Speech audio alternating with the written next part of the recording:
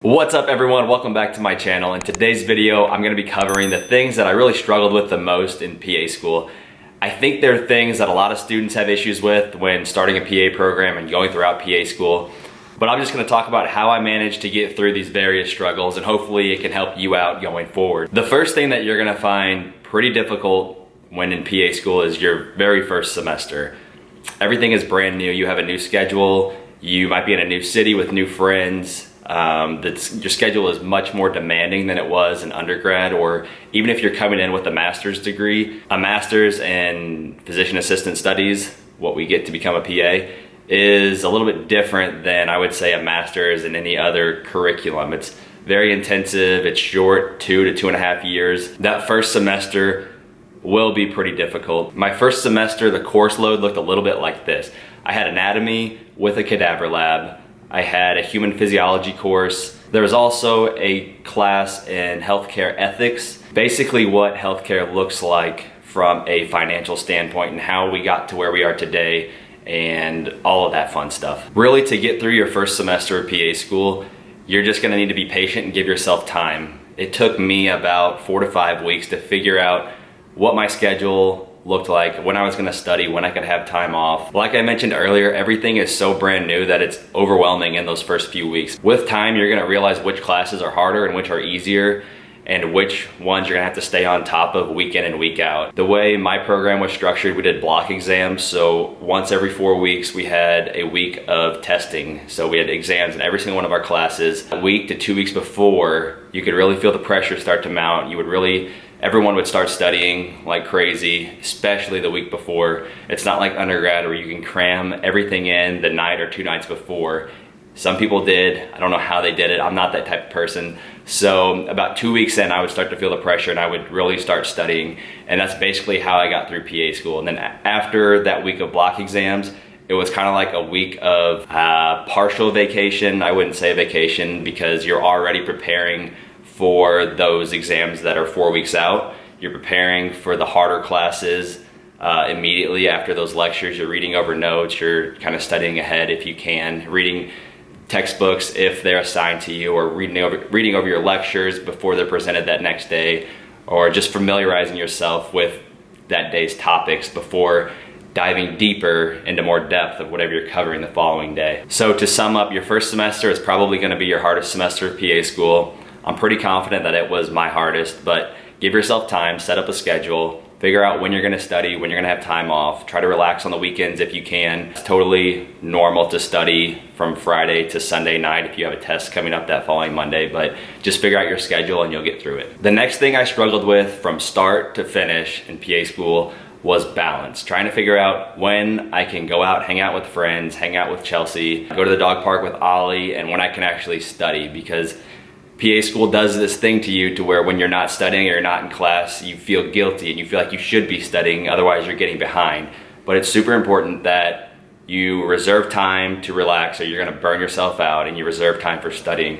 So week in and week out, Monday through Friday, I would do my best, treat it like a job, study when I can, 9 to 5. In the evenings, study a little bit less since Chelsea was home. On the weekends too, try not to study as much unless of course there was a test coming up that following week. All I can say is do your best to not make yourself feel guilty whenever you're relaxing or hanging out with friends, because that time is just as important as the time that you spend studying. You definitely need a break from PA school. Work as hard as you can during the week and play as hard as you can on the weekends, and that should get you through. You should have a good balance with that schedule. I also struggled with exams and quizzes and not knowing exactly what was gonna be on them. I think a lot of my classmates were frustrated at this, and it's not a fault of my program, it's just PA school in general. There's so much information. They say it's like drinking out of a fire hose, which it is accurate. If you're in a longer program, 2.5 years was the length of mine, it doesn't always feel like you're drinking out of a fire hose.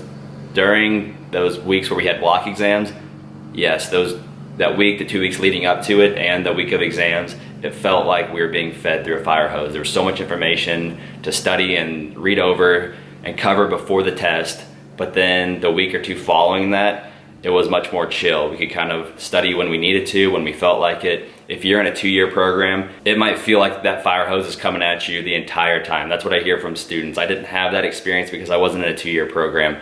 we had the luxury to spread it out over 30 months. So just keep that in mind. But oftentimes when given an exam, we would have lectures and lectures and lectures of material, sometimes 10 to 15, 18 PowerPoints to go over, and you don't know what material is the most high yield, what isn't gonna be covered on the test. It's basically like, here, this is what we covered over the last 4 weeks.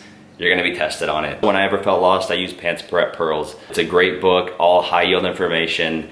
If you ever feel lost when you're studying, Pants Prep is the way to go. They call it the Bible of PA school, and I would wholeheartedly agree. It got me through my clinical year for sure. When I just needed to quickly reference something or look back and get the answer, Pants Prep Pearls always came through. So if you're ever feeling lost studying, you don't know where to start or what to study, what depth of knowledge that you're gonna need, just consult Pants Prep Pearls and you should be good. Finally, the last thing that I think I struggled with was confidence, and not only myself, but my abilities, my skill set. I always felt like everyone else was more prepared than me, and I don't know where that comes from. I feel like I've always been hard on myself. I have more of maybe a pessimistic side than an optimistic side, but I just felt like everyone knew more than me on any given day. And I did well in school. I did fine on all my exams. I passed with flying colors.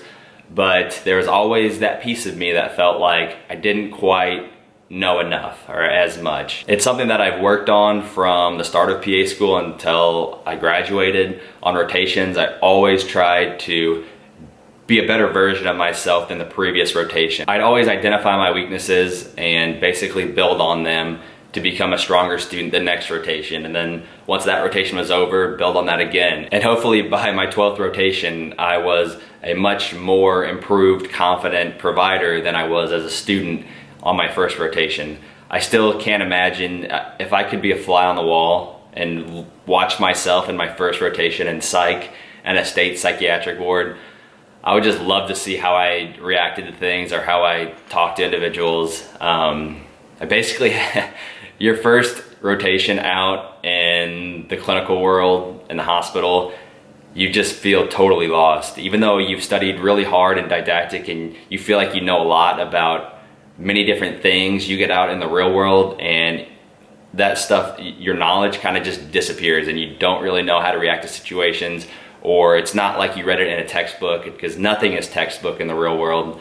It's not like you have 4 answers to choose from and you choose A, and A is the correct answer. It's like A, B, and C can all be correct because it depends on the situation. So that's something that you just have to get used to during your clinical year. The way I really get through to myself though, when I feel like I don't have the confidence that I should, is reassurance. You have to continually reassure yourself. If you're like me, reassure yourself whenever you're in the middle of PA school and didactic and you're studying and you feel like you don't have it in you, you can't progress any more forward because you're so exhausted. Just remind yourself that you got accepted to PA school. You are a highly qualified individual. You are intelligent and smart, and you can do this. You yourself wouldn't be in that position if your program didn't think that you would succeed. Believe in yourself. It's a lifelong struggle of mine, just believing in myself and being confident and optimistic, but I'm always working on it. There's always areas that I can improve. So that wraps up this video. Thank you guys so much for watching. If you haven't yet, please like and subscribe to my channel. Hope you all have a great day.